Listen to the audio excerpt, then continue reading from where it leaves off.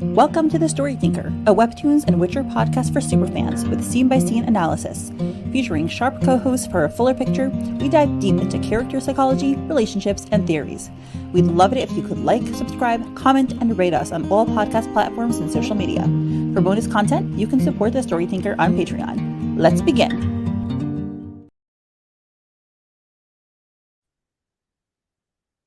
Hello, everyone, and welcome to episode 120 of Midnight Poppyland. We are here with Patty, Saucy, and Darla. Hello.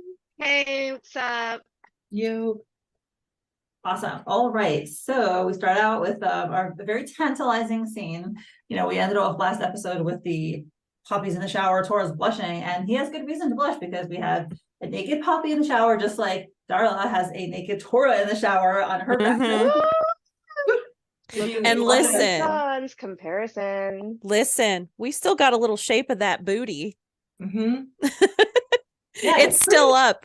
It is still up. The booty How to use survived. some artistic licensing. Yes. The Webtoon police. didn't make it this far. Yeah, Y'all hate Probably too small. censorship. Agreed. But I'm glad we did get to see his butt in all its glory. I saved it for sure. It is on my phone. So, but I will not post it publicly. Well, but now everyone can gaze at Darla's, squiggly lines. Those are very beautiful as well. All right, so she's in the shower and splash, soaping her face. Blast the soap in my eyes and nose. Poppy. And we see the waste bin has a bunch of blood, and this is Tora tossing away his bloody bandages and from the wound that he didn't want Poppy to see. Which you better hide that garbage can really well. I should cover it up with other stuff because Poppy's gonna notice that. Yikes on bikes. I'm worried that do we have a hospital level injury here? Sir, if you are bleeding that much, do we need to go somewhere and get medical attention? Well, the other thing, I it was feel still like- bleeding, wasn't it? Yeah, especially when I think he had said it was still bleeding a little bit. He said it was a little worse than the other graze that she caught. Because that was a long train ride for it to be still bleeding after it had been packed with bandages. Yeah, for sure. Mm. For sure. Okay. But don't you think he would know how to stitch himself up? That's what I thought too. Tora seems very competent and experienced with this. Yeah. And I think we talked about ages ago, Poppy's a country girl. She probably knows how to stitch somebody up. When you're out there, you gotta know how to do that shit. I mean, Peg, I'm sure you know that. Yeah, Peg knows. Yeah. I do. I've been watching some YouTube videos about it. It's kind of fascinating, to be honest. Well, in his line of work, he's got to know basics about wound care. This is true. This is true. So his phone rings, and this is bringing us back. Okay, and he walks over. Buzz. He comes over, and we see incoming video call. Goliath. Whoa, this is episode number 1. This is Goliath. way back. I love Goliath, this unknown mystery boy. It is whoa, shocker. That he is finally surfacing. I mean, we actually, besides for just being a background figure, now here he is again. Yeah. Excuse you, sir. We have been waiting for you to make your appearance in person in 128 episodes. Thank you very much. Since what, 2019? I know. It's been 4 years. It's been 84 years. Seriously. Even Thor doesn't believe it. I know. He's like, is this a fucking prank call? Yeah, I mean, whatever. We read the episode, so we know it's not. But Yeah. Definitely. But I guess I will say, when I first read this, I was like, okay, I knew that the season finale was coming up, so I was and our joke had been that we only see Goliath at the season finale, so I kind of was waiting for him to appear. So when I did see that, okay, it probably really is Goliath. I was waiting for the Honestly, since last time she had him like dive off of a cliff, I was waiting for an episode where he's just like still sailing and flying in the air. Like he's been floating for 50, 60 episodes. He's just been falling off that cliff with like leaves hitting his face, you know. Yeah. Yeah, I've been waiting for the landing in the tree myself, the treetop. Jeez Louise. Yeah, well, we don't see that. He accepts the video call, and Goliath with his really casual and spontaneous greeting. What's up, bro? Sorry I didn't write. Got my phone back minutes ago. And it is very incongruous given what we see next in the episode. It's like such a misplaced or overly casual and benign greeting. But You know how I read that as? Maybe because I'm such an old millennial, but are you guys aware of those Scream commercials? Or yes, that's exactly how I read that. Right? Like, I don't want to say it because I'm just was that stupid. Yeah. that one? Okay. Yeah. Yeah. So Yes. any Gen Zs can YouTube like Scream was up pizza call. And you'll hear exactly what I'm talking about. And that's how I read Goliath saying was up.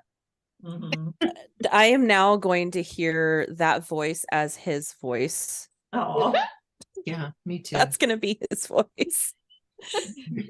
Oh my god. Nice to know his phone is still working. Because I was like, my dude, you've been gone for like 2 months. Does that thing even still have a battery left? Probably some Nokia phone. You're probably not wrong. That would check out.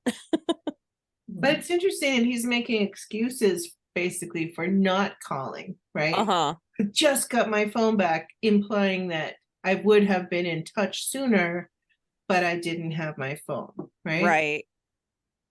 That's true. That's true. And he's all in the dark. You can't really clearly see him. All you see is like a big smile. You know, you see this like squinty eyes and a smile. So, well, Flash of starts blue. out, you know, he seems okay. Starts out that way. And Tora's like, Goliath, where the hell did he go? And he asks him, what's with the hush hush to him? You were there, your toy poodle or what? And he's like, shut the hell up. She's a fucking golden retriever or something. Wait, don't change the subject. Okay, so I wonder, what's the toy poodle?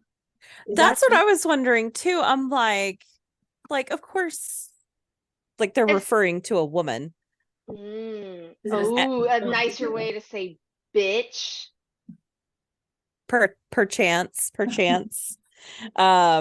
Because like, of course, we know when he says she's a freaking golden retriever, we know that he's referring to Poppy, right? And so I'm like, who's the golden retriever, Tora? Oh, Who's the poodle, toy yeah. poodle? Oh, who's the poodle? So sorry. Who's the toy poodle? And it sounds like it's a specific person, not just a toy poodle. It's Yeah. a toy poodle. I mean, don't get me wrong. He's got a body count, I'm sure. Like, would love to know who it is, though. But Goliath's next comment shows that he didn't really think he was with the toy poodle or anybody else, right? Yeah, that's true. He's like, hot damn, you got yourself a chick for real? Shit, bro, when do I get to see her? Yeah, I guess, right. Well, that's an odd question for him to be asking, as we will find out in about a couple panels, right? Yeah. Like him just being so casual. Or maybe on the phone, perhaps? Right, that's maybe what he realizes she must be there if he's, you know, quiet. And he's like, when you get your ass back to Naren City, where the hell are you? Why is it so dark? And he's like clicking, trying to focus better. And Goliath's like, the screen's fine, doofus. So is your eyesight. Lighting's just bad. Stop punching the brightness control before you break a phone again. So he knows him very well because he sees what he's doing. And you know, he knows his history. He's apparently broken phones like this before. He knows that he's immediately trying to get the brightness level up. So well, we all know that Tora's technologically challenged. So yeah. Goliath better know that. the way he addresses him implies a certain level of closeness or knowing each other, because even Tora's own dudes don't address him, they call him a doofus and stuff like that. Yeah, They that's have very true. a base level of respect, and this guy's just being the He cocky gives no little fucks, shit. which I like. Yeah, And exactly. Tora is responding in kind. Tora is not saying, oh my God, how are you talking to me this way? It's clear that they had that equal relationship. Yeah, they've got a banter. And Tora's nervous about him. Look at him. His fangs are showing and he's dripping sweat. Yeah. Oh, and then Goliath's like, Sec, I need a better angle. Ta-da! And now you see a close-up of Tora and you see there's some tears in his eyes. Now, question is like, this is before we see the next panel. Is Tora tearing up because he sees him, or is Tora tearing up because he's like, oh my God, Goliath is finally talking to me, and like now I get to, be in touch with him and see what happened to him. What do you think? I think if he was tearing up before he had revealed, before Goliath had revealed his face, then that might have been like, oh my God, you're here kind of thing. But I think this is more he's realizing what's going on with Goliath in that next picture, because he's seen a whole lot. Yeah. Seeing the shape he's in. So now we go to the next panel and we see what Tora sees. We see Goliath and his face is all red, it's bruised, he has blood down his face, he's missing a tooth. And you see in the background, like we don't see a lot, but you definitely see grimy, bars. Yeah. And Goliath he says, I'm in Malibu, motherfucker, our dream destination, which is obviously pretty obvious. Not. Why. Yeah. And he's just trying to play it off. And he's a neat place, huh? Because he doesn't want Tora to be worried, even though it's super obvious that he's not there. But he has that.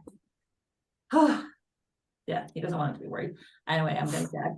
But one thing that's really touching is that, speaking of touch, you see Tora's hand is on the phone, and Goliath's hand is also literally on the same spot on the phone, and it's like they're touching hands through the screen. How sad.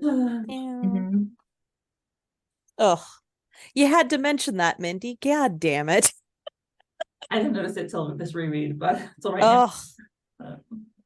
I was today years old when I learned that. Yeah. I know, right? And then the touch ... And now we see, we get to see like the camera zooms into where Goliath is, and he is in a nasty, nasty looking jail cell. There's a toilet, there's a sink, and there's a bed, and there's some grills on top, which actually reminds me of Tora's. A lot of here is reminiscent of the first episode. The phone call from Goliath, and then the little window all the way on top. With a little little bit of light. Oh, that's true. That's true. Oh, Tora's apartment. Yeah. And I will say go ahead, Peg. I was just looking and noting that in an actual jail cell, because I've been in a lot, the toilets are always stainless steel. Yeah. I mean, just side note, because breaking them and using the ceramic as weapons, so you would always have a solid steel bowl. No thingy. So So this isn't a legitimate penitentiary. This is some like makeshift. This, I mean, it is. It made me kind of remember, like, do you guys remember from episode 5 when Tora was being tortured by Martin? It kind of reminded me of the room that he was in during that, because he was in kind of like a caged off hole looking thing with like this little bitty window up at the top, if I remember. I could be wrong. How do you know it was Martin? You mean when he was young? Yeah, because remember in a previous episode, I think it was like 5 or 6 episodes ago, they had shown Martin, a younger Martin, and baby Tora. He was doing gun practice with him. Yeah. So it kind of reminded me of that. Right. Yeah. I don't know if I connected it necessarily to like when he was in that hole and like Quincy was looking for him, but could have been. anyway, it's depressing. And Goliath is not owning up to the seriousness of the situation. He is at least starting out by pretending everything's okay. And he continues, he's like, and check this out. And we see him holding the phone, and his clothes are dirty, and we don't see it so well here, but you see it looks like he has his arm behind his back, but you see that it's bandaged at the elbow. And that's what we see for now. Yeah. He And has tattoos similar to Tora's. Yeah. Yeah, That's he looks terrible. He's all bruised up. He says it's almost dawn where I'm at.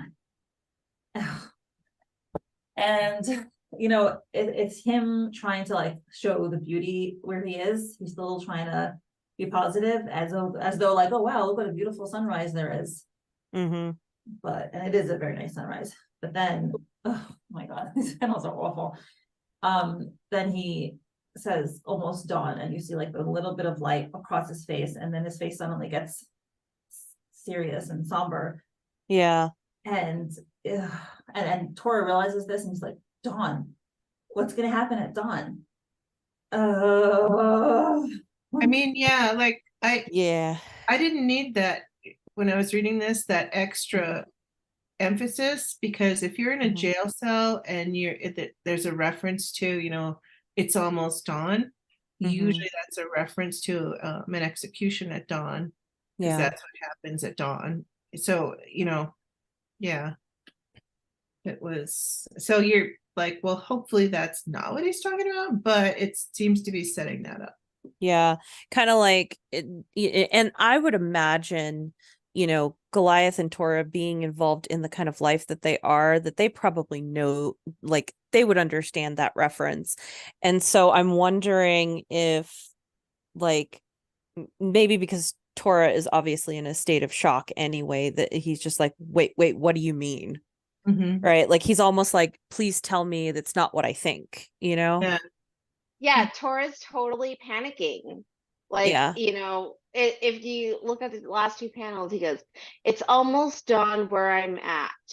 Almost dawn. So that right there is, giving that conclusion of what Goliath is prepping himself for. So, yeah, it's Tora's totally panicking, which.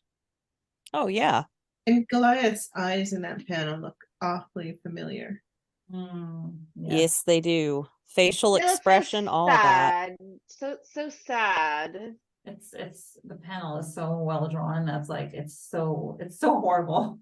It's horribly poignant. So yeah, Tora is now, like you said, panicking. He's standing up, he's looking out the window, and he says, quit fucking around, Goliath, just tell me where you are now. As though like by looking out the window, he's gonna be like, I'll find him and I'll help him. Like he's trying to spring into action mode, even though the next thing he says, the southeastern region, he knows he's not like right nearby, but he's just so oriented to helping and to rescuing that's his first thought. He's like, let me go outside and we'll look for him, and what am I gonna do? Right. Like, because that's what he does. I mean, he saves people all the time. Like, if we think about it, he, like, the people that he keeps close to him, he ensures their safety in so many ways. Like, thinking about, like, I'm reminded of, the episode where, he's meeting Poppy at that super fancy restaurant. I think it was the Black Pearl. God, I can't remember. Black Swan. Thank you. And like, even though he didn't even touch the steak that he had ordered, he told you, go ahead and have it. Right. So like, he's used to giving to the people around him and protecting the people around him. So it just comes natural to him to be like, spring into action like that. And that's the first thing he thinks of, because he's the guy who thinks he can solve everything. Well, I bet you anything what he's thinking, because he plans ops. So if he's like, are you in the southeastern region? He's thinking, who do I have there? What are the resources? What do I need to do? That kind of stuff. Exactly. We have an author's note that Naren is a continent now. Yep. Sweet. And he's Tora fumbling in his pocket, and then he remembers he's looking for cigarettes, and he remembers Poppy as they're walking in, she's like, turn in your ammo now, bud. Last thing I need is a smoking violation summon to worry about.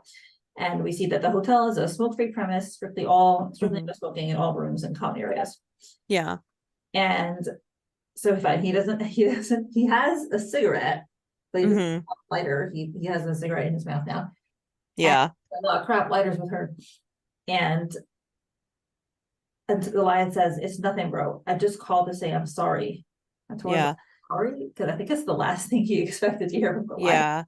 And you can tell how, like, I mean, obviously we know Tora's anxious, but I think it's interesting, like, he can't even light the cigarette, but he's still going for the comfort of having it. Like, he put it in his mouth and then he's holding on to it as if he's smoking it, right? Like, so even the act of doing it, the ritual of doing it, he's holding on to that right now. And that speaks to how elevated his anxiety is. Like, this isn't run-of-the-mill anxiety for him. Like, he needs that predictability right now. Right. And so okay, so where are we gonna switch over? I feel like we can switch over now. Yeah. Okay, yeah, sorry. Go ahead. Yeah, so anyways, he says, the hell are you saying that for, dummy? And like Patty said, he's got that cigarette. Tell me where you are, for fuck's sake. I'm occupied right now, but I'll come get you as soon as I can. And if I can't, I'll send someone over or something. And Goliath is like, come get me. Like when I asked you to come get me at that countryside forest road. So is he maybe implying that Tora didn't come get him, or yeah, he's thinking that Tora never went to get him. He's feeling a little abandoned and like and so Tora's like, what, Moonbright? And yeah, like that time. So I'm guessing that's Goliath's voice. Yeah. And we see Poppy's hand coming towards the bathroom door. And then we see kind of a poignant image of outside of that raised kind of window / air hole in the cell. And Goliath is like, really? Which is kind of an interesting kind of reaching out for that someone had supported him, even though he didn't realize it. Someone had come for him, even though he didn't realize it. And he's in this darkest place of his life now where, there really isn't a possibility for anyone to come for him, but someone did come for him in the past. And that obviously moves him as he's looking out that window at the approaching day. Yeah, came down to get me that day. And we see the sun rising, and we know what that means, or what's implied that means. Yeah. And Tora's like, well, it wasn't over the moon about it, but yeah, why not? I'm not even going to grill you over the whole notebook business. Just, and again, you see Goliath realizing what he means to Tora because of what Tora did for him that he was never aware of until now. Yeah. But Tora continues, just give me the situation so I can think of something for you, Goliath. And so Poppy is realizing who he's talking to. Yeah. She's trying not to make a noise and not to interrupt, but she's obviously has a sudden emotional reaction because she's already crying. Yeah. And then we see how anxious Tora is. And Goliath's also crying in the previous panel. It's like maybe she starts crying when she sees Tora crying. Maybe it's in his voice cracking or something that signals to her this moment for Tora, because she's experiencing it through Tora. She can't see what we're seeing in Goliath's reaction. Yeah. And I think this is kind of where, I think it's just a limit of a webtoon, is that they have to show things through like facial reactions and things, because we can't hear tone of voice. Right. Because if Poppy's having that emotional response right now, I can only imagine, like, part of me is thinking like maybe Tora sounds a little gruff, maybe he sounds a little more emotional than he normally would. And so that's kind of like sparking a reaction for her. And it, you know, if she's feeling it, and then we see the tears and things in Goliath's eyes, like they both know him so well based on their interactions that we've seen before, that they know shit's real. Yeah, she can hear him, Tora, kind of panicking in his own way. Not even gonna grill you over the whole notebook business. Just give me the situation so I can think of something for you. So I can think of anything for you. So that's in that dialogue there. And, you know, you could just see how much Tora is committed to Goliath and loves him by, you know, Tora's life was just put in danger by this notebook, right? And the presumably still out there that's threatening him. But he just doesn't care. That's all nothing. And he's like, just forget it. Let me know how I can help you. So you see how close they are. Well, and he's kind of in the middle of a rather urgent mission, and he just whisked her away on a train and is going to hide her and find out this, that, and the other thing. And so we've got a bunch of stuff going on, but he's obviously, never mind that. Yeah, I'm going to drop all that. We'll get back to that later. First I need to go to you and help you. Yeah. It's very obvious that Tora has a lot of love for Goliath. Whether or not we know what relationship this is, but like he has so much love for him. And I'm just like, you know, whatever, just keep going.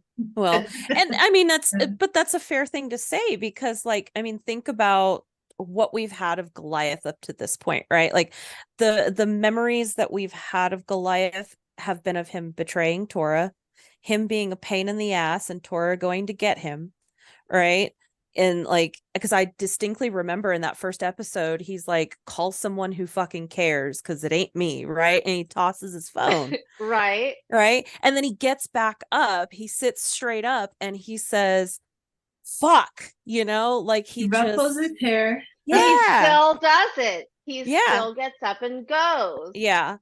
So, which I guess that could have been one of our very first clues of like, this guy is important for some reason, right? Maybe we didn't know what it was, but we knew that there was some beef between them. And then we learned that he betrayed Tora, that he turned him in. And so of course all of us are like, fuck you, dude. You know, we know that he's kind of a show off, because some of the other flashbacks we had of him, he was like all dressed to the nines at the casino table. You know, I like Goliath. I mean, like his tattoo. Like all of us made so much speculation about him. And I would just like to say that I am glad that like part of me understood his like lackadaisical, like, yeah, man. And he says bro like every other fucking word. Like, like he's just that guy. He's got like short dude swagger, right? He has such like, you know, lil bro energy. And you know, it is what it is. Like he's that lil bro energy that like wants that, he wants all the attention. And oh, for sure. Well, I mean, even when they were talking about him like rising through the ranks and him being a legend, like you don't become a legend in mafia world unless you've done some crazy shit in a short amount of time, which we still don't know how he got to that. And so like part of me is like, I want more of that. I need more of that, you know? Right. Goliath is so awesome. Like I do. I'm the same. I want more. He's that little brother you're always fucking bailing out because they're always getting into shit, you know? He's like me. He kind of is. But the first introduction we had to him was as a victim of mysterious violence. Yes. All we had was a bloody shoe. And then we had him jumping off a cliff, being chased by unknown people for unknown reasons. So he's sort of this always in a need to be rescued thing. And now here he is all bloody and gross in a skanky jail cell with apparently a death sentence over his head. And here Tora's saying, well, how do I rescue you? Where are you at? And his answer is silence. He's got blood splashed on his hair. But that silence is like a big answer, consider he's that little brother who's always in trouble and always calling for something. And here the only answer is, I'm sorry, bro. Yeah, he's Tears. given up. You can see from one panel to the other now he has tears. If I could turn back the clock and do things differently, I would. Wow. Yeah, it feels like Goliath has probably never said something like that before. Goliath has probably never apologized. Yeah. And so then as Goliath keeps talking, Tora begins to remember. So I'll hand it over to you, Patty. Okay. And so he says, we hear him talking to Tora, and he says, I don't even know why I did all that fucked up shit to you. You didn't deserve that crap. You've been nothing but good to me all this while. I'm sorry, bro. And so Tora is clearly having a flashback, and we see a reminiscent panel of Tora being apprehended. And we get a little more glimpse into this, and we see Goliath, a younger Goliath, talking to the authorities, and they say, thanks for coming down to identify the suspect, Goliath. And he says, anytime, Chief Schuster. And about that record, consider it done. So now we know why he sold out Tora. He wanted a clean record. That little rat. Right? Like, and why would you do that to somebody that, like, I mean, clearly he has regret now, but like, why would you be willing to throw somebody under the bus like that you're supposedly close with, Like, that's the ultimate fucking betrayal. What sign predictions do we have for Goliath? I mean, clearly he's an Aries, but he's probably got some Gemini up in there. Because, No Leo? Two-Face and stuff? I mean, sorry, Eileen, we love you. Yeah, a little bit of Leo energy as well, because he likes to be all show-offy. He likes to be center of attention, especially with that gambling picture of him. Glowy. Poppy's mom. Poppy's mom. Oh my god. Maybe a little bit of Scorpio energy. Who knows? Just a smidge. Just a smidge. A little smidge. He's definitely a chaos engine. Yeah, for sure. So chaos fits. And so what's interesting here, though, like we head to this next panel where he says, take that Baltham Lockey away. Let's see how Vincent likes having his property messed with for a change. So the cop says that, but we're focused on Goliath here. He don't look so hot. He looks like he's a little worried. I don't know if he's guilty. Yeah. Regret. Like immediate regret.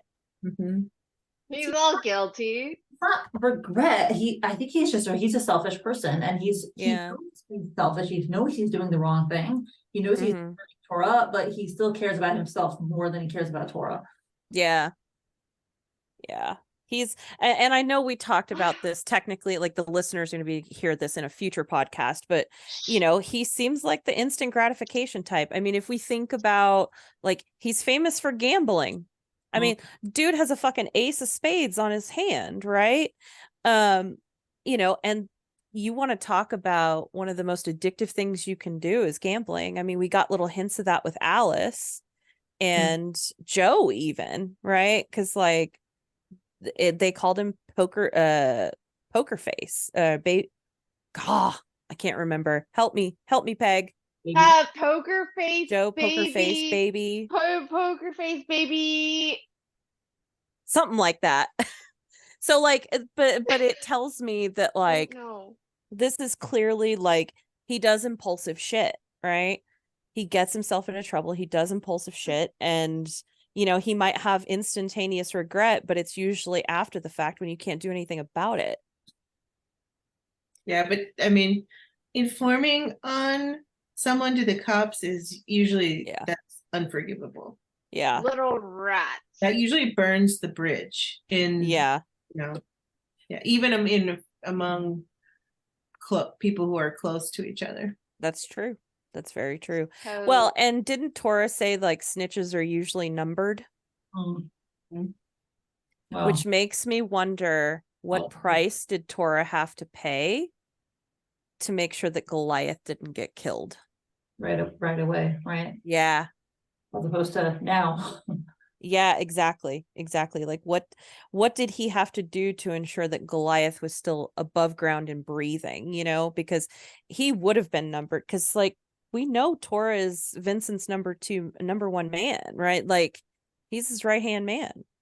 And Vincent would be like, who the fuck turned him in? Because it puts Vincent at risk, right? Not that he cares about Tora, but it puts him at risk. Yeah. So yeah, he should have been taken out while Tora was in prison. Yeah, I mean, that would have been an easy way to take him out for sure. Mm-hmm. And then we kind of move forward in the flashback. So we're kind of moving through time, and we hear, this is Goliath talking. He says, "Whoa, bro, you bulked the fuck up while you were in here. Look, it's nothing personal, bro. They're just firing a warning shot at your boss. You only got to do a couple years, maybe less if you behave. In exchange, my past criminal records are being scrubbed clean, and I'll go back to school, get that law degree I always talked about. And when I make it, I'll come back for you." And the only thing Tora says to this is "grats." So all flat. that are false hopes. Yeah. Like, you can't believe any of that, especially coming from a person like Goliath. Yeah. And it's interesting to look at this dynamic too, because like fucking Goliath, he's just a wall of words here. He is just like, blah, blah, blah, blah, blah. Like you can feel the anxiety with the rapid fire like monologue here. And Tora, like if we look close at the panel, like he's not even looking at Goliath. Mm-hmm. Yeah. That's like, wow, that's a great catch, Patty. And his arms are crossed across his chest. yeah, He's yeah. defensive, leaning back. He's Goliath is leaning in. Goliath is like doing his best to make his overtures and apologies. Yeah. Away. He's not really apologizing, but he's like sort of apologizing. And he's trying to minimize what he did because he's can't accept responsibility because he's a big immature baby. Yeah, Goliath seems to be one of those people where this guy's probably pissed at me, but I'm just gonna pretend like nothing happened, and that's nothing personal, and we're over that, and I'm just visiting you because we're cool, right? All that kind of people wanting to gloss shit over like nothing happened. Yeah. His very first comment is so inappropriate. He's like, "Whoa, you look great." It's kind of like a guy. It's a sad story, but we have an acquaintance who she died of cancer, and she lost like, I don't know, like 100 pounds before she died. And it's kind of like telling that person, "Oh, like whatever," I forgot what her name was. She's like, "Whatever, you look great. You lost so much weight." When the reason she lost weight is because she died of cancer. She's dying of cancer. Right. So it's like, "Oh, look, you look great. You bulked up in prison. You have all this time to do nothing but bulk up." It's like, oh my God. Well, and we see a little bit later why he had to bulk up, right? But oh my God, like I want to swing back a little bit to what you were saying, Peg, about Goliath trying to pretend like nothing happened, like let's let bygones be bygones. And like, don't get me wrong, there's times in relationships where that's appropriate, but I also think it's a hell of a big tool of avoidance. And when I see clients doing this kind of shit in session, I'm like, hang tight here, because you're a wall of words, and we need to swing back around. Like we need to talk about the elephant in the room. We really need to talk about like what the fuck happened, because it's a huge sign of disrespect to just disregard that those things ever happened. Yeah, I mean, you're in a visiting room right now. Right. How are we gonna be like, we cool? and let's be real, like Tora, like I don't know how it works in all prisons, but like Tora probably could have declined his visit. So, I mean, I guess part of him wanted to know what Goliath had to say for himself. Normally somebody has to be on your visitor list to get in to see you. So you have to, submit their name to be on your visitor list. But again, I don't know what, obviously they're not in this jurisdiction. Sure. Yeah. But it was, Naren gets to be whatever it is. This is the third bro in this thing, right? So is it bro like bruh, or is it bro like we're brothers? You know, because if they are, then that would also explain why Goliath is alive, because even Vincent would be hesitant to take out a snitch if it's Tora's brother, because now Tora goes crazy and your head is on a stick. Yeah. Like you would have a feral man on your case and he would do everything in his power to kill you. Whom you train to be a deadly weapon. Yes. It's kind of like shooting yourself in the head with your own gun. Yeah. Or like when they tell you when you're going into a jail, because I've done some interviews in jail when I was a court mandated therapist, and like they tell you like don't have anything on you because it can be used against you. You know, any weapon you have can be used against you, and somebody never taught Vincent that. So we'll have to see how that plays out. But I mean, kind of moving on here, it looks like, you know, Tora's just not interested, and we get a close up on the next panel and we see he's just like, fuck this, I'm not talking to you. And the dude says, time's up, inmate, let's go.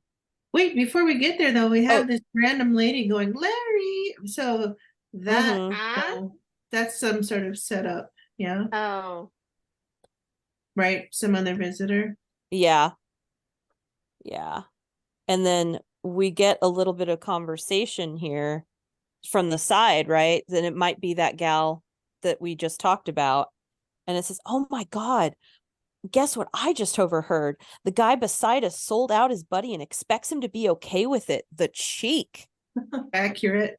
Oh yeah, the prison drama's way juicier than reality TV shows. Speaking of which. So like this week on The Bachelor. Seriously. This is more like Real Love on hip hop or something, like a little more ratchet. Seriously. And clearly, like, of course they both hear this happening. Like, you can't help but hear it. It's literally next door, right? Goliath's hearing what he needs to hear, right? He looks mortified because, you know, you see he's got his hands in his pockets and his mouth is turned down and he doesn't say. And his eyes are shadowed. Like he looks like he's ashamed of himself. Well, I think he's also realizing that it's not over. He came to visit his bro and he got less than one word. He got one syllable out of the whole visit. Yeah. And Tor didn't look at him the whole time. So clearly things are not okay. Yeah, most definitely not okay. And so he turns around and he leaves. And then we get these two other dudes in jumpsuits that are taunting Tora, and they say, boss didn't bail you out, or are you taking the rap for your clan like the obedient mutt that you are? Oi, fancy meeting elite Balthaman scum in here. So like they're already taunting him. Like it doesn't sound like he's been there all that long.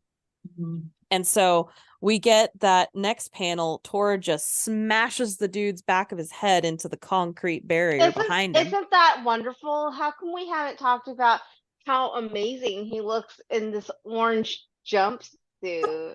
Well, Darla, you could be, you know, there's like there's like, I don't know if it's like, maybe it is a TV series, maybe it's like a Facebook page of like, with people like handsome, like guys in prison. And so, yes, you would be one of those. Oh my God, Mindy. Of course you're cruising that page. Mindy, have you seen the Facebook page or Instagram page of being a what's the word? Penmanship? Pen pal to a prison mate. And there are so many women that are dying to be these pen pals to these men, because like some of them are cute, but I'm like, whatever, I ain't gonna do that shit, you know. But oh my God, you need to see these. And then they make videos, these inmates make videos. I'm like, hey, yo, Sid, I've been in prison for X amount of years, but you know, I love art, and like I'll draw you something, so like I'm gonna send you some shit. And like you need to see it. It's like one of them like Midwest states. Like I don't know what state it was, but I was literally on there for I don't know how long trying to see this prison penmanship program because I thought it was hilarious. wow. Fighter prisoner. I see there's a couple of them. Pentagon. You were looking that up, Mindy? Yeah, it's a lot. There's Friends for Prisoners. There's a lot of services that do this. Okay. Yeah. If I was single, I just might send a cute little letter like, "Hi there, how are you? Can I get a drawing?" And then we'll just like send drawings to each other. But like I wouldn't do anything else. Girl, sorry. Send you a drawing. Be like, look at this meme I just made of this webtoon that I absolutely obsess about. Hey, by the way, this is Tora. You'll be competing with him. Oh goodness. But yeah, clearly the jumpsuit they made for Tora, like, I mean, it fits him well. It's It's rolled up you to mean- show off certain assets. It looks Clearly. great. Like, I've been thinking, and I watched a bit of Squid Games. Like, I would totally be that crazy lady smuggling everything. Everything. He will be rich. He will be the richest prison mate. I don't know what the fuck you call it. Jail mate. Yeah, he will be the richest. He will have no problems. That pill. Do you guys watch Squid Games? Yeah, I that haven't seen it, pill, but yeah. there will be like 20 cigarettes in each of those pills. There's gonna be at least 4. It's there. Yeah, he will be rolling. He will be balling if I smuggle it. What you're saying is on Patreon, we may need a side quest down the road of Tora in Squid Game. Oh, interesting. Possibly. So, true story, I was once tossed out of a penitentiary visiting area for wearing a thong, because when I leaned forward to talk to the person I was visiting, the thong things were popping up between the bottom of my shirt and the top of my jeans, and it was causing a ruckus, and so I was So you were banned from the prison pen? No, I was asked to adjust. I was asked to adjust my clothing. Okay. My attire was inappropriate for the visiting area of the Why penitentiary. not? That was like amazing. That was the time of the night of, what is it, millennia? When you can show your thong out of your low-rise jeans and you're like, oh my god, I'm so fucking cool. Oh, it was definitely in this century. Yep. I did that shit in like junior high. I know, it's terrible, huh? We're all about to age ourselves to the Gen Zers listening to this. But yeah. So yeah, I counted them up once. I've been in like 16 prisons and jails, I'm gonna say. I'll be damned. In a few different, 3 or 4 different states. Yeah. I'll be damned. So if anybody would be an expert, it's you. Damn, Peg knows. Yeah. He's a fucking expert at this shit. I once almost got in a fight with this bunch of girls from Texas in line to get into the pen. In the Texas pen? Okay, but we can have that. No, they weren't in Texas, but we can have that little conversation afterwards with a glass of wine. That's noted. I want to hear for later. Noted. Yeah. We are gonna need that conversation. But thumbs up. I agree. Thumbs up to the jumpsuit. Mm-hmm. Yeah, for sure. Love it. And these love boots. the jumpsuit. Mm-hmm. This is true. So Tora smashes the fuck out of this guy's head into the wall. I'm fondly reminded of one of those first episodes when he like crashed that dude's head when he was in Goliath's apartment and just like bam, like, oh yeah, that was one of the best panels ever. Fucking curb checked his face. Yeah. Like, in the apartment, carpet flooring. Yeah. And of course, Goliath is seeing this, and I don't think he understood just how violent that Tora became, right? And they're like, get back and clear out the visitors, this newcomer again. Damn it, he's out of control. So like that tells us that Tora's violent streak has gone up, right? Like, and we can tell by the look on Goliath's face, he is not used to this. Yeah, because Tora gives 0 fucks. Now he is about to an elite, and he's going to show them in the prison what is up. But I think there's a couple ways to interpret that. Not that Tora necessarily became more violent in prison. Because Tora is like a really refined fighting and killing assassination machine before he goes into prison. True. Right. So, but he didn't realize what perhaps, I mean, there's multiple ways of interpreting this, but the way I saw it was he didn't realize what he exposed Tora to.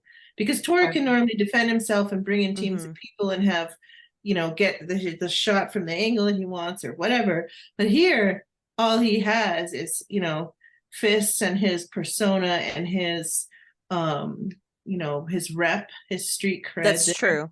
But these guys are going to be on him, testing that all the time. And all of that is happening within the power and control of the guards and the prison system. So Tora can't relax for the next 2 years, basically. Right. And we have a time frame. Yes. I think, didn't they say, like, it happens later in the episode, we get a little more of a time frame, but in the beginning of this, it was like, oh, it hasn't really been that long. Like it gave me the impression that Goliath came in shortly after. Like it gave us enough information of like, oh, you had time to bulk up, right? Yeah. But it hasn't been that long, because it feels like, I don't think it's been like a year or anything, but I think it's been long enough that Tora's been able to bulk up. At least a few months, I would say. Right. And so this kind of also tells us that either maybe Goliath was too chicken shit to come visit him up to this point, or maybe Tora wasn't accepting his visits up to this point. Oh yeah, that's a good catch. And maybe, maybe Goliath was insistent and then Tora finally gave in. Yeah. One point for Goliath, theoretically, if that happened, that he tried, I also interpreted his look as oh wow, I didn't realize what I got Tora into. Like, because a guy like Goliath thinks only about himself. He doesn't think about other people. And now it's facing him, and he's like, wow, okay, maybe this was more than I wanted to happen. He didn't actually think about what would happen to Tora.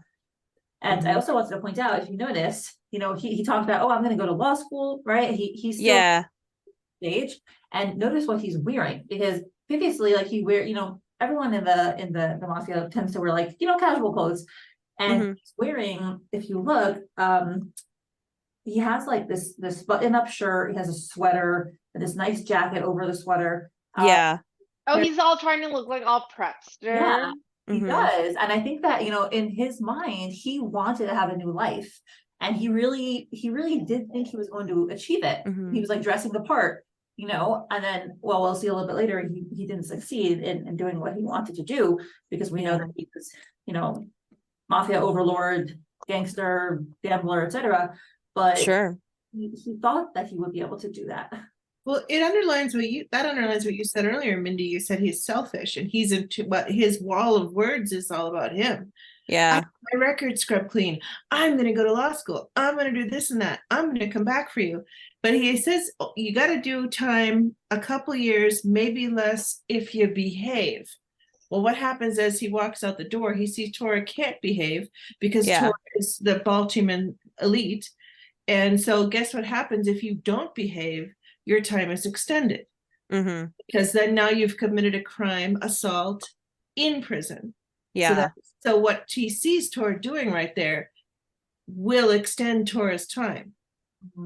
And so he sees that what he's predicting and what he set up is actually spiraling into worse and worse situation for Tora. What he did to Tora was much worse than what he thought it was. Maybe he should have gone to law school before doing that, but whatever.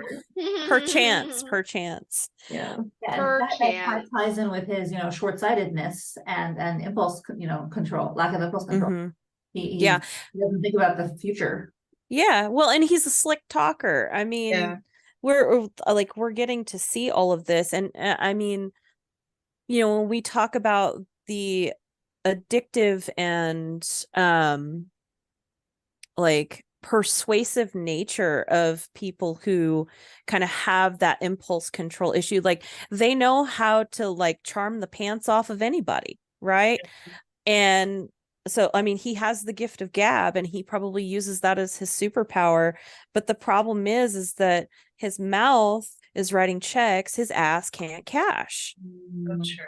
Oh, And you know, it's going to continue that way. I mean, we know that because it's continued. He may have made himself a legend in the time that Tora was gone, but to what end? Yeah. What end? Because what we see coming next, as the flashback moves for even more forward, we see like, welcome back, big bro, missed you, little bros, like asking like, hey man, did you miss us? And then we see this car pull up and someone's whispering like, psst, you look over there. Whoa, big bro, someone's here to pick you up in his fancy limo. Did you hear about what he's been up to the last couple of years? Tora doesn't give two shits. So there's Gyu and one of his other dudes there. He says, where's my car? And they're like, here, we didn't forget. Young Master Quincy got her a new coat of paint yesterday, right? So like, clearly this was arranged by Tora because he didn't expect of Goliath to come pick him up, and two, he probably had no interest in seeing Goliath. He knows he's there, right? And I'll wrap up here because I know we've only got a minute. But the next panel we see is of Goliath sitting there with some fancy ass car, and he's all dressed up. Now he's in the mafia boss gear now. Yeah. So I think it's probably a good spot. Okay. So like we were talking about, we see that Goliath has shown up as promised. So at least he kept one of his promises to Tora. And he shows up and he looks completely different, right? Like you were talking about, Mindy, he's like dressed to the mafia nines, and he shows up in this flashy ass car, and we see clearly he's got some new tattoos going on there that are peeking out through his very low cut shirt there. Lily, I wanted to see a little more, but that's okay.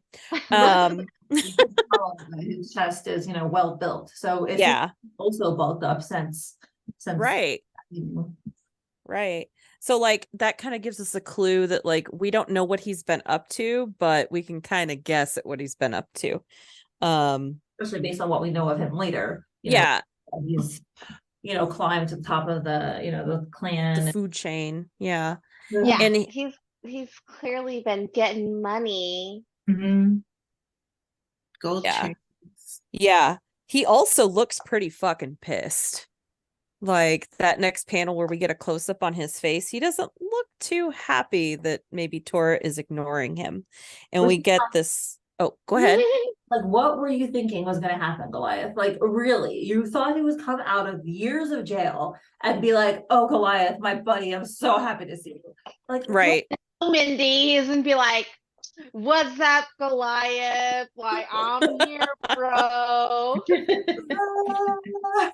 Golly. So foolish. He's like a really, for someone who, people need social skills to climb the top, right? So obviously he has some level of social skills, but he's so wrapped up in himself that he can't even understand that Tora is angry at him. Like, yeah.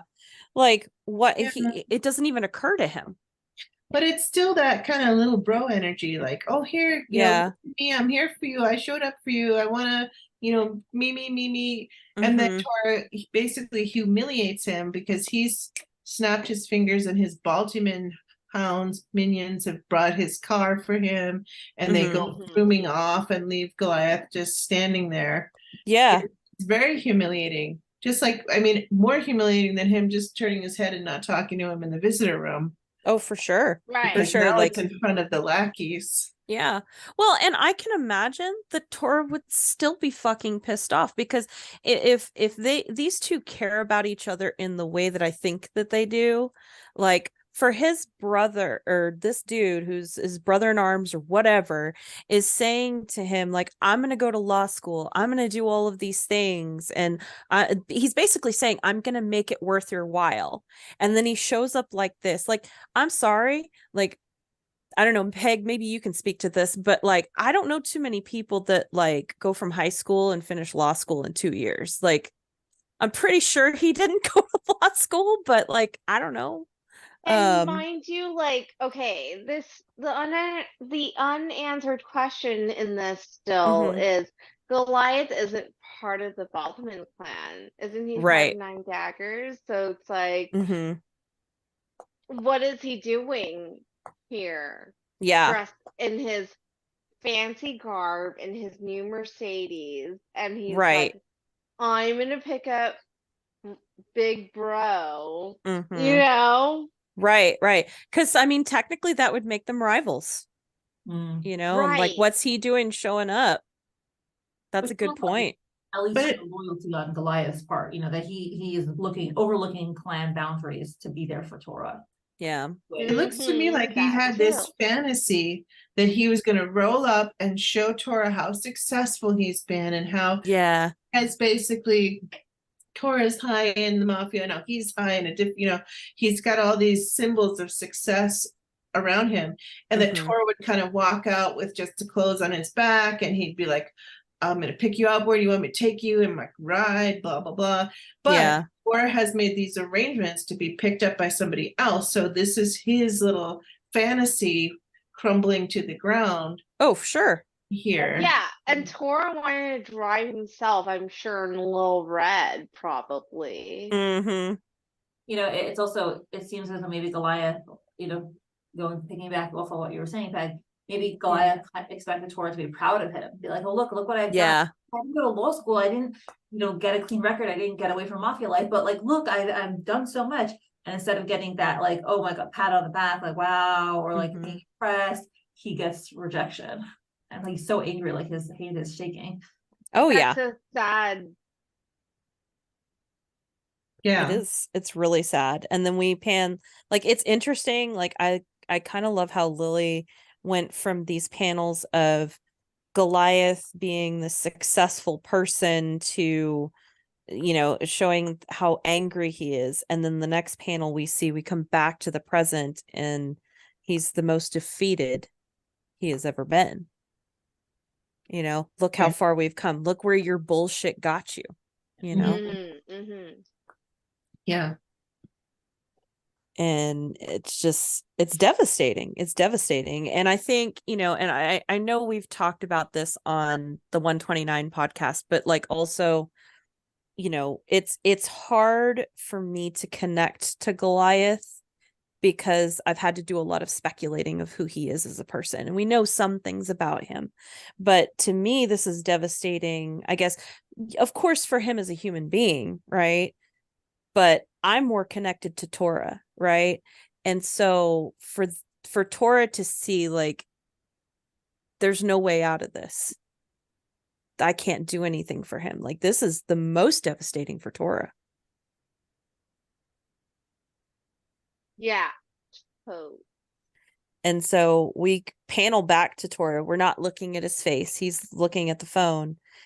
And we hear Poppy calling Tora. Poppy comes out. And she's like, can I join? And that's the end of the episode. Wow. Shit. It's crazy. Oh. Yeah. This hurts. Yeah, we're like too depressed to say anything. I know. Well, I still want more of Goliath. Yeah. I still care about that relationship. You know, like no matter how many fuck ups that Goliath has done, I still care about that relationship for some odd reason. I want to know how the hell he survived the fallout jumping off the cliff. Serious. Like, that's fair. Peg, I'm gonna predict there was some water that he landed in, that he swam up to shore. Saved are we thinking he learned how to be an Olympic swimmer? I mean, why did he compile the notebook? Was he assigned to by his clan? What was the reason for that? Did he just do it for money? And so I could so see him doing it just for his own selfish purposes.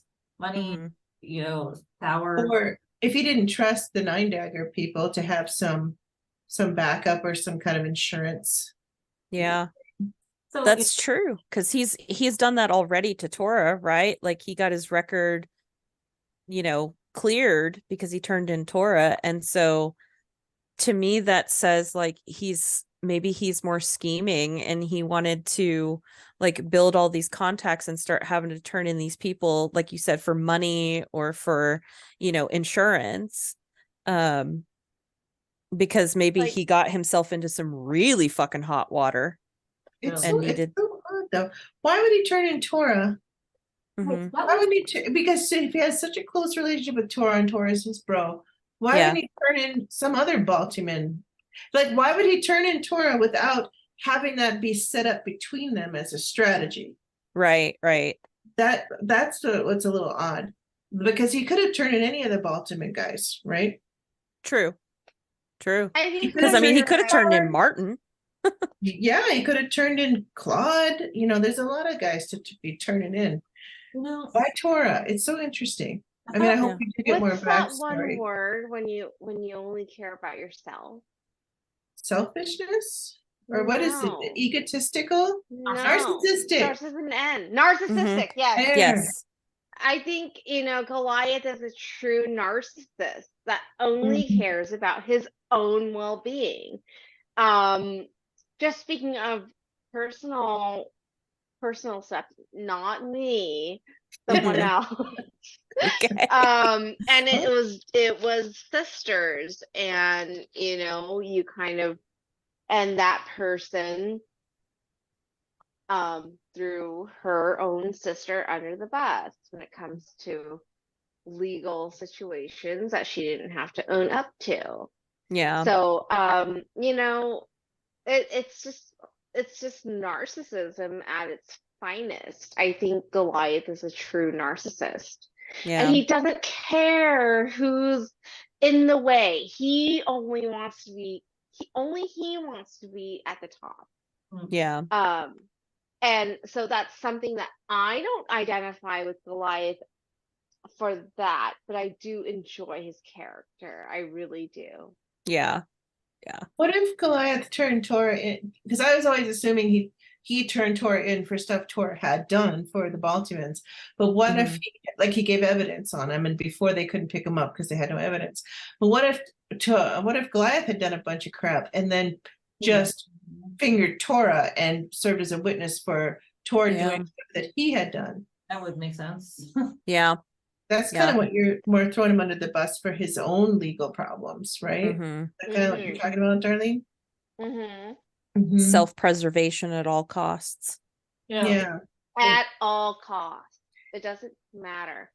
And I think with this chapter, it's just showing, with this whole thing of you wanting to protect yourself or whatever, like it only gets you so far with that whole narcissistic personality. Yeah. Eventually it has consequences, as we well saw.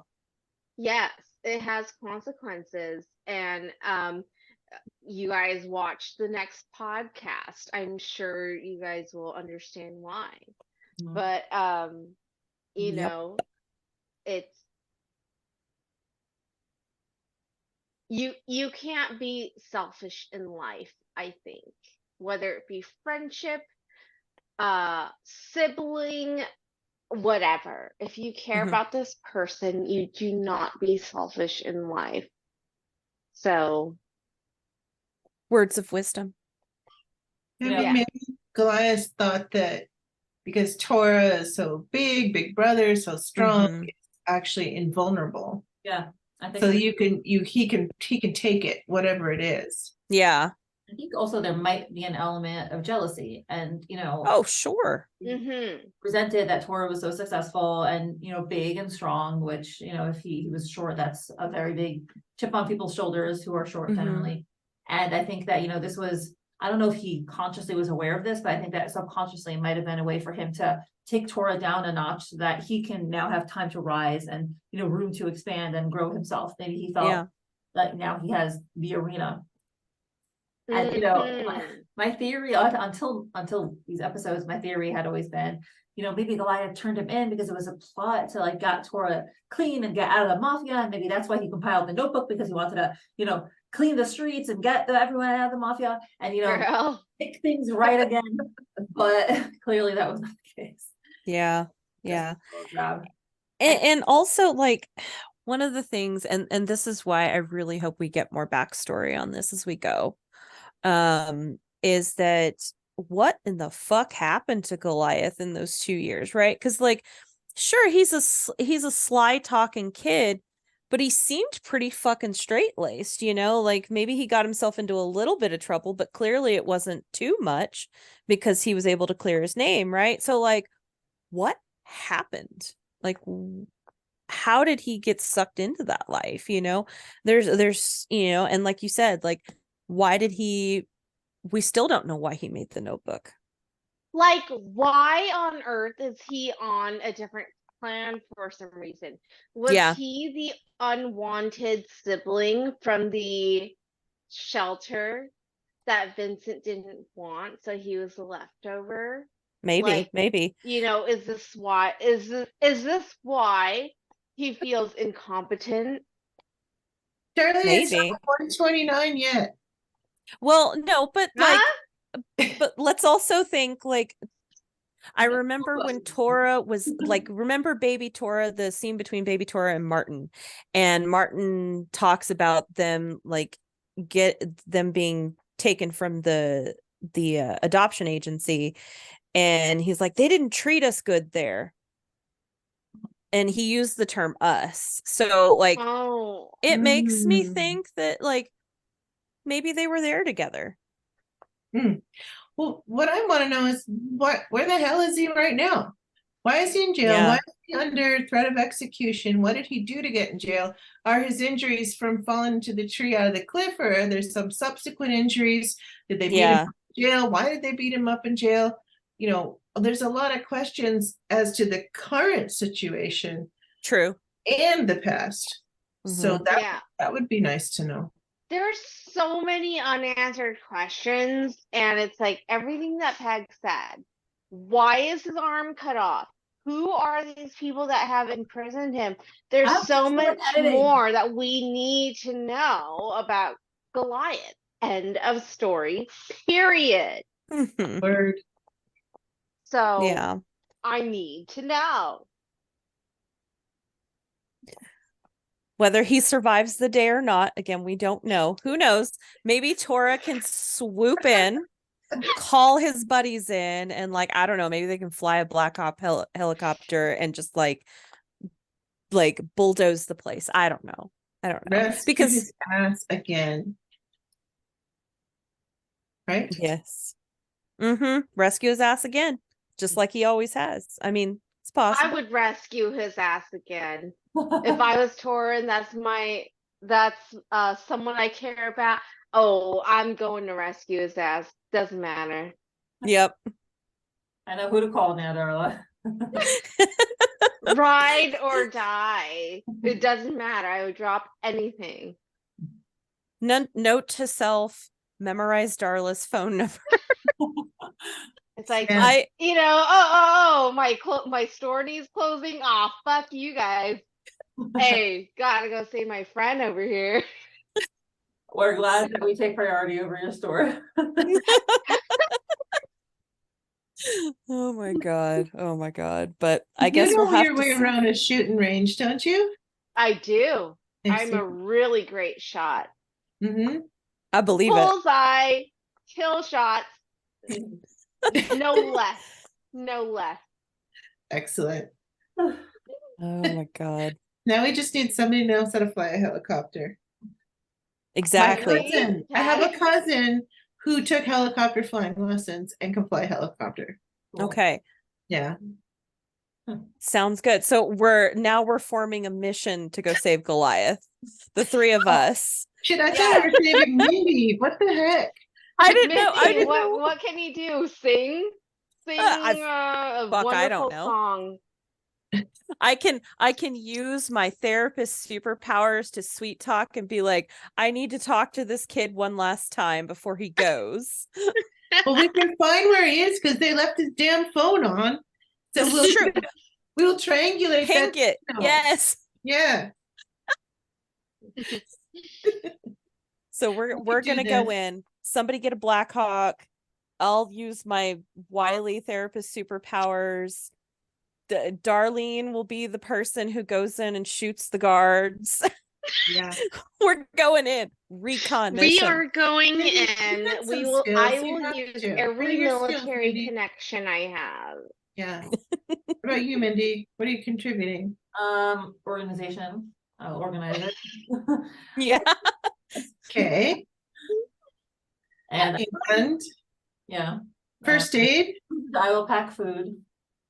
Yes. Oh, food is yes, food is important. Okay, so Mindy's in charge of snacks.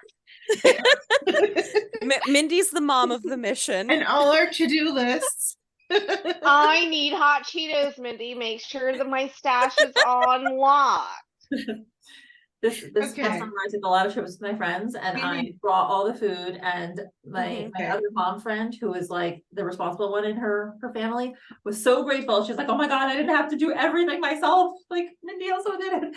She was very happy about it. Okay, so we need So great to have ammo, we need a moms on Black board. Hawk, we need hot Cheetos, Yeah. and like a Trello list, and we're good. Oh, Yeah. like apples and celery sticks. Sorry. We're probably gonna Celery need some whiskey sticks? too. We cannot run a Black Ops mission on freaking celery sticks, Mindy. He needs to heal. Yeah, Get it together. he needs his nutrients. What? She's gonna put some peanut butter and raisins Yes. on it, Peg. I think we'll have some protein from those little logs. Logs. We're gonna spring Goliath and he's gonna look at the damn logs and run right back into the cell. What the hell? Sorry, Goliath. Okay, if you're Team. that, you're gonna go back.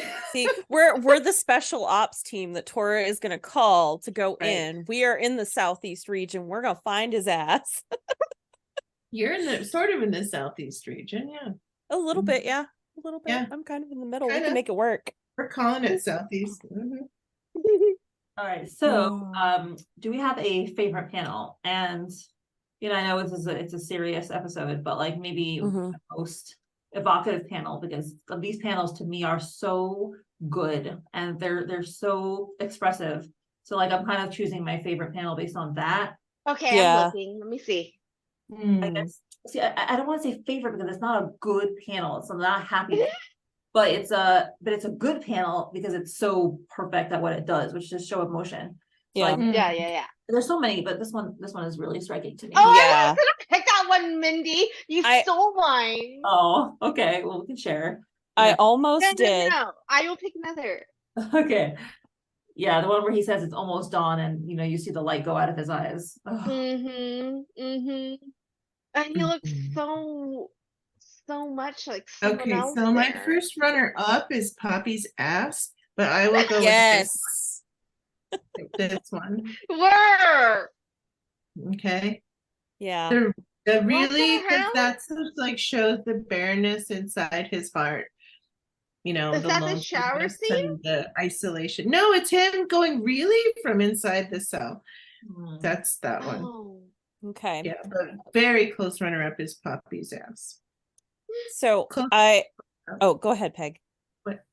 I can't with my screen is messed up. No, whatever. See if I can get mine to work. Okay, So- I picked mine. Okay. Go, Darlene. You go first, Patty. Okay. Well, I'm gonna be a thirsty bitch here and say the one of Goliath. Dear God. The hand. That shit is blurry as fuck. Which the one? hand, both hand. of them. I need both of You them. gotta pick one. No, I want both. I'm a greedy bitch. Put it in one screen, so Pick whatever. Listen, one. okay, fine. If I have to pick one, it has to be his face because I'm gonna be a thirsty Right. bitch. Okay. Right. Yeah. Like, listen, after we go in and save him, your girl needs a side piece. Okay. Like, Fine. those little guys If have energy. Cora is 6'3", what's Goliath's height because he's obviously 5'6". shorter. I was gonna say he's 5'8". like 5'5", 5'6", max.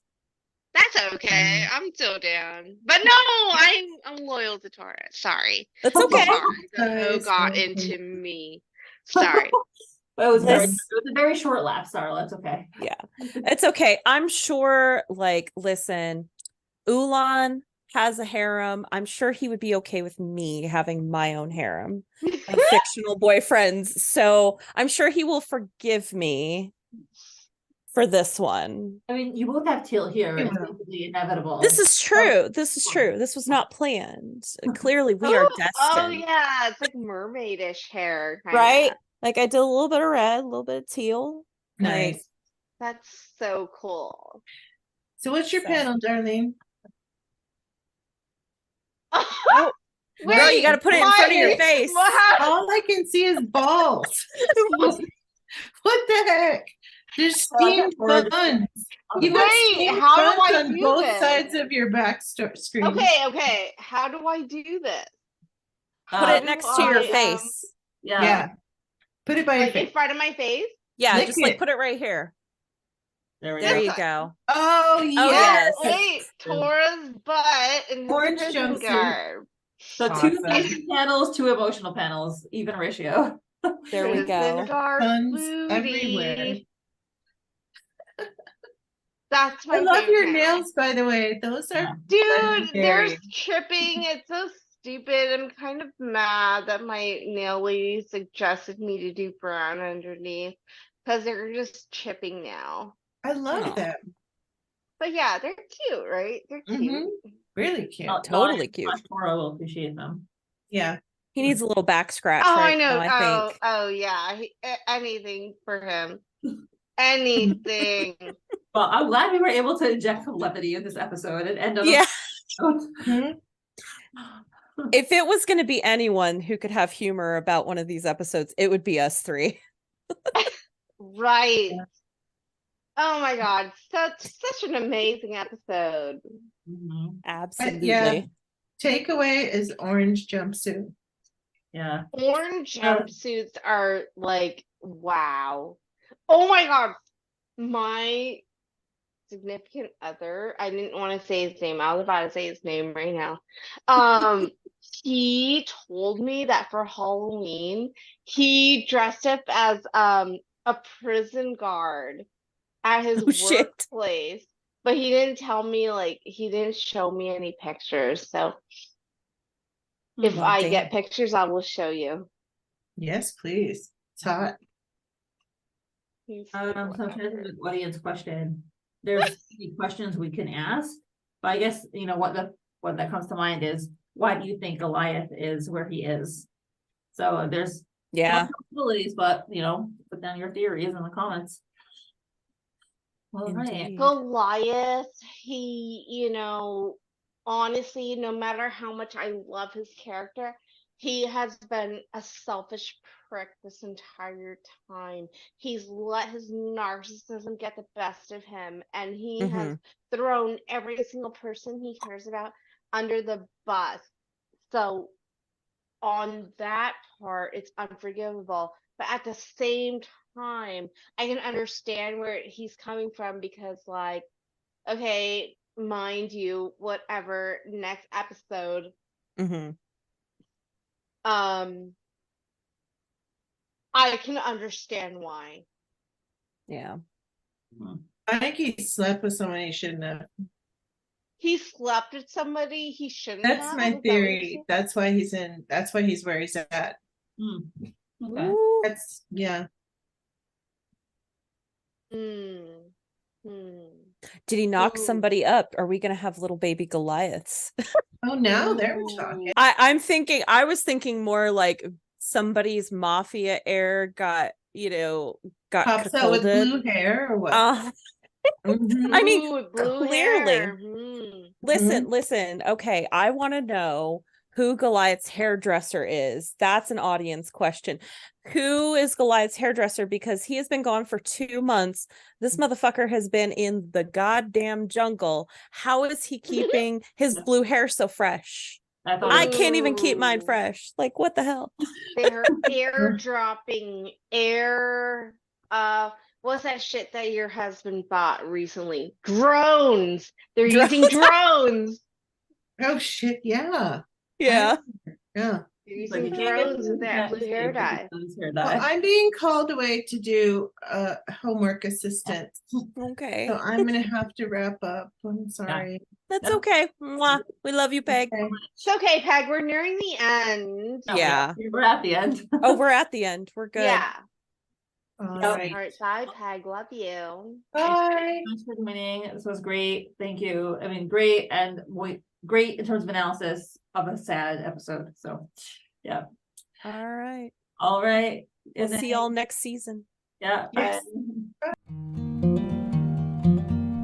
Thank you to my current patrons, Lily, Molly, Veronica, Emily, Jo Rochelle, Saucy Tuggles, Ann Rose, Alexa, Misty, Joanne, Esther, I'm Watching You People, Emily, Jean, Kay, Lily, Beckett, Christine, Sadie, Teresa, Mrs. Castaldo, Amapora, Ruby, Suthia, and Serena. Your support is truly appreciated.